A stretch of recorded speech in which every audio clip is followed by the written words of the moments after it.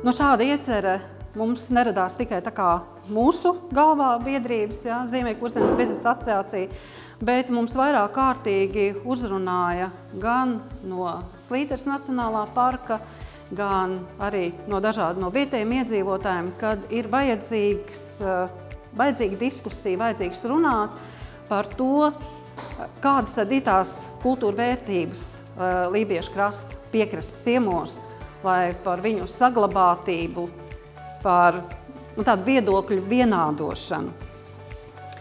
Un tāpēc mēs sapratām, ka mums ir iespēja biedrībai, ka strādājam ar kopienām, strādājam ar vietējiem uzņēmējiem, arī piesaistīt Eiropas finansējumu, kas saistās kā iedzīvotāju un kopienu aktivizēšanu, arī norganizēt šādu semināru. Es ceru, ka viņš būs ar tādu zinām vērtību ar visiem klātesošiem un varbūt arī citiem, kas nav šeit klāt, jo mēs arī, kā jūs redzat, esam piesaistījuši Tausu 9 pakalni filmētājus, lai tas tiktu iemūžināts un tālāk arī būs sižetiņš. Ko tad mēs esam ieplānojuši?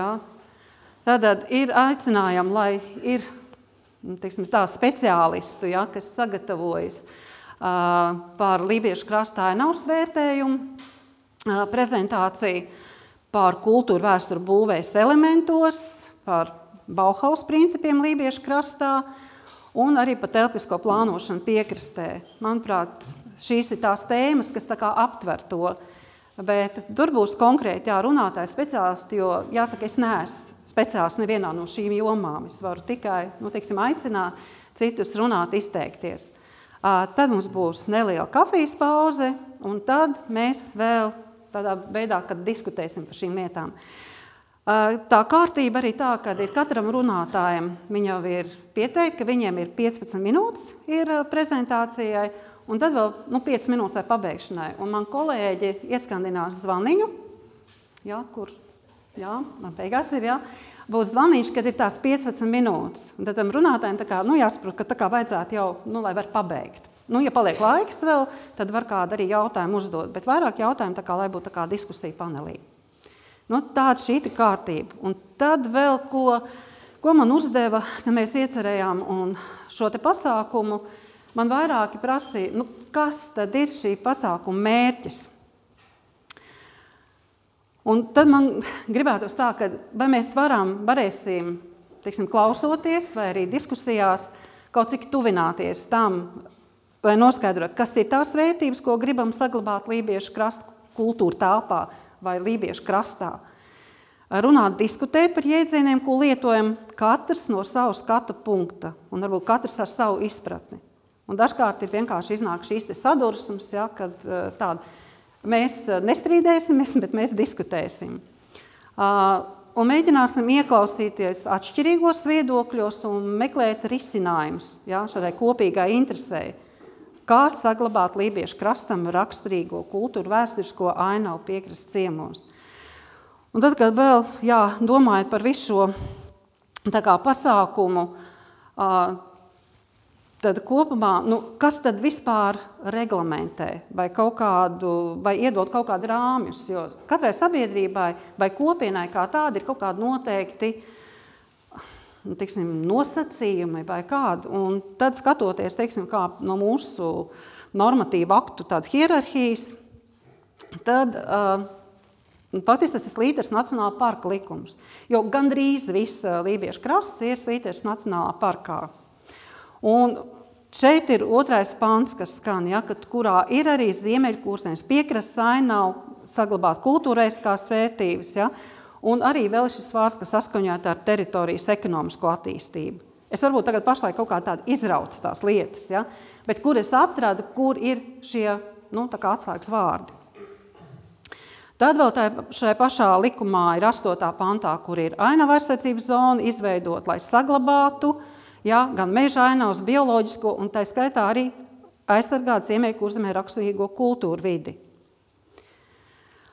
Tad, kā mēs runājam arī šodien, ko skatījāmies, ir ciemu teritorijas. Un ciemos ir gan ainavas zonas, gan arī neitrālās zonas.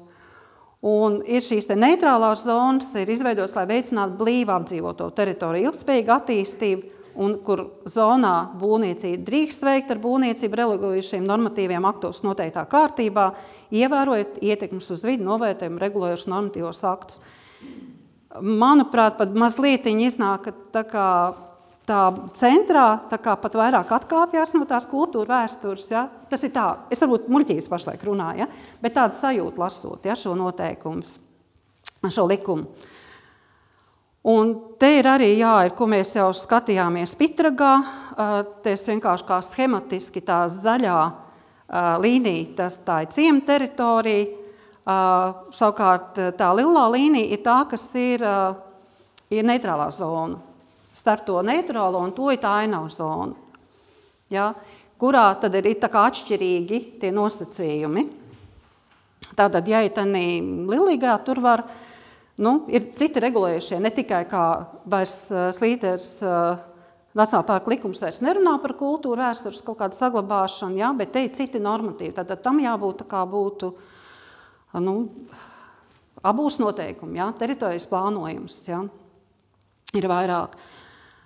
Bet iznāk tā, ja tanī nav par kultūru vēsturi nekas, tad faktiski tā kā ainavu zonā pat ir vairāk tiek saglabāt nekā centrā. Es varbūt runāju kā muļķības, ja, bet varbūt, ka tā. Mazliet labāka situācija ir Košragā. Es vienkārši šos te tikai 2 ciemus paņēmu, cik mēs arī dabā vidē skatījāmies. Te ir tā cita situācija, ka te vēl ir piemineklis. Tanī neitrālā zonā ir iekšā piemineklis. Ja? Tātad tur ir kaut kāda tā lielāka saglabātība uz kultūra vēstures, bet tomēr atkal ir tā starpības starp neitrālo zonu un šo te un pieminekļu zonu. Tad ir vēl, ja mēs runājam par lībiešu krastu, tad arī varam paskatīties, ir vēl mums citi ciemi, kas ir Ventspils novadā.